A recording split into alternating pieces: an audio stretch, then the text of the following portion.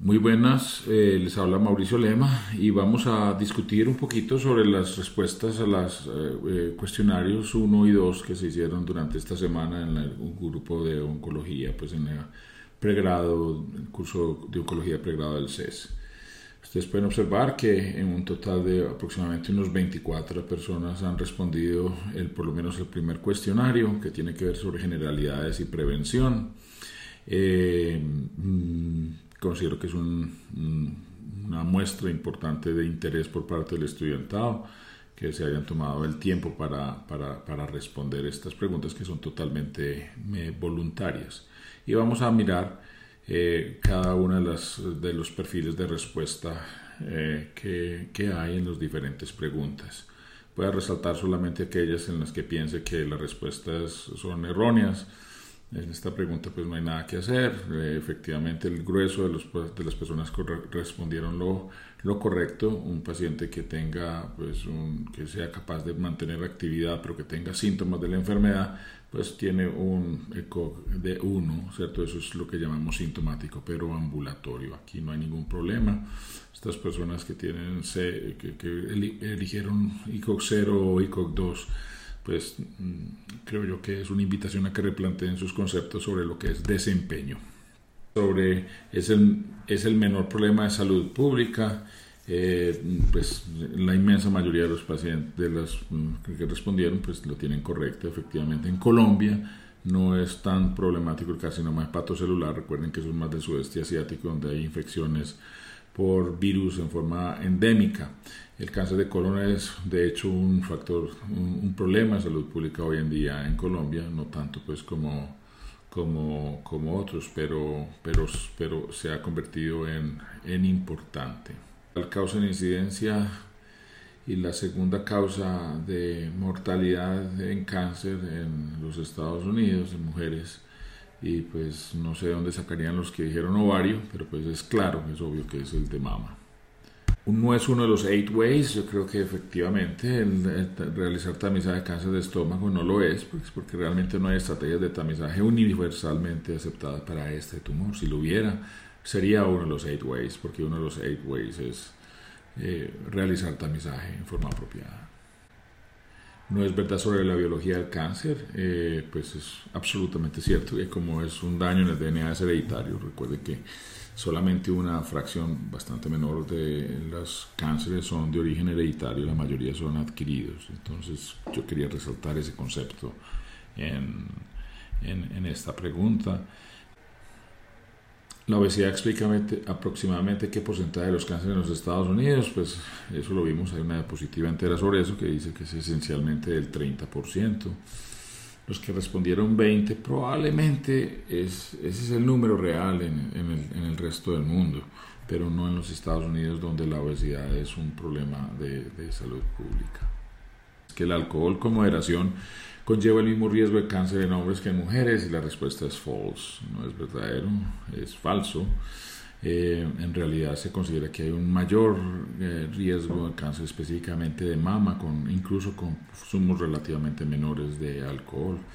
Esto no se ha observado en la misma proporción en varones. No siempre requiere de confirmación histológica para establecer el diagnóstico. Metástasis hepáticas, 2 personas respondieron esto. Cáncer de mama, 1 persona respondió eso. Yo pienso que, pues, salvo situaciones extraordinarias en donde uno pues no tenga ninguna duda, específicamente las metástasis hepáticas, hay veces en que ocurren poquitos meses después de un diagnóstico principal. Uno puede obviar la confirmación histológica, pero tal vez lo que quería resaltar es que en un cáncer primario hepatocelular que tenga todas las características clínicas y radiológicas, los riesgos de proceder con el diagnóstico por las coagulopatías, la cirrosis, etcétera, la posibilidad de hacer una implantación tumoral en el trayecto de la incisión diagnóstica hace que el carcinoma hepatocelular sea el tumor en donde posiblemente los criterios clínicos sean suficientes y radiológicos, lógicamente, sean suficientes para establecer la enfermedad sin necesidad de biopsia. En todos los demás casos se recomienda biopsia. El TNM de los tumores de vísceras huecas se basa en el tamaño tumoral, pues la mayoría lo tuvo correcta, efectivamente no es el criterio, se basa en el qué tanta parte del espesor, qué tanto compromiso del espesor de la víscera el que establece el T. Recordemos que cuando compromete solamente la mucosa en general se llama T1, cuando compromete la segunda capa que es la muscular se llama T2 y cuando compromete la serosa se llama T3 y cuando se extiende la serosa es T4. Este resumen era verdad absoluta hace 10 años. Hoy en día hay tantas modificaciones en los TNMs que uno no puede decir eso de todos los órganos, pero sirve como paradigma básico pues, de comprensión en general, sigue siendo más o menos cierto.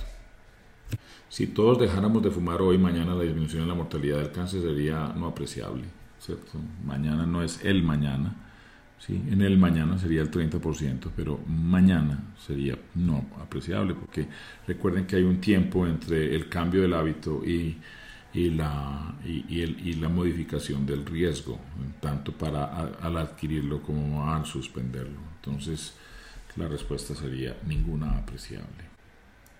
Los exámenes de estadificación se hacen guiados por los síntomas de los pacientes, ¿verdadero o falso? Pues obviamente los exámenes que se hacen guiados por los síntomas del paciente pueden o no ser parte de los exámenes de estadificación, pero el proceso propiamente de hacer clasificación por etapas o estadificación es hacer exámenes en sitios en donde frecuentemente va el tumor independientemente de si hay síntomas o no, porque lo que se está tratando de establecer es un inventario y se buscan en aquellos lugares donde con frecuencia el tumor tiende a ser su compromiso.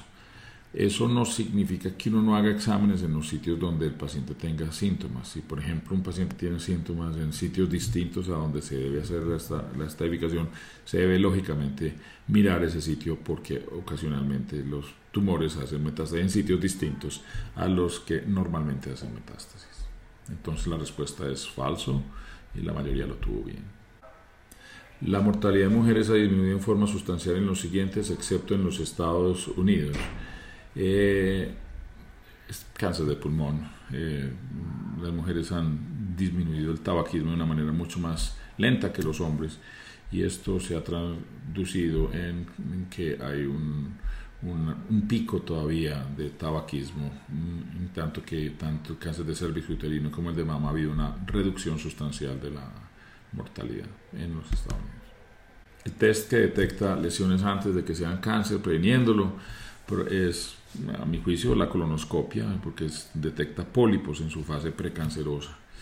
Habrá quien piense que es la citología vaginal y yo creo que tendríamos que admitir que el carcinoma in situ de cervix puede ser más que una lesión cancerosa, una lesión precancerosa. O sea que podríamos admitir las dos respuestas como correctas. Sin embargo, yo quiero que el mensaje más importante que ustedes puedan tener es que lejos el que más actividad preventiva tiene es la colonoscopia, porque efectivamente su mayor impacto es en la detección de lesiones claramente precancerosas, no cáncer temprano, sino precancerosas como son los pólipos.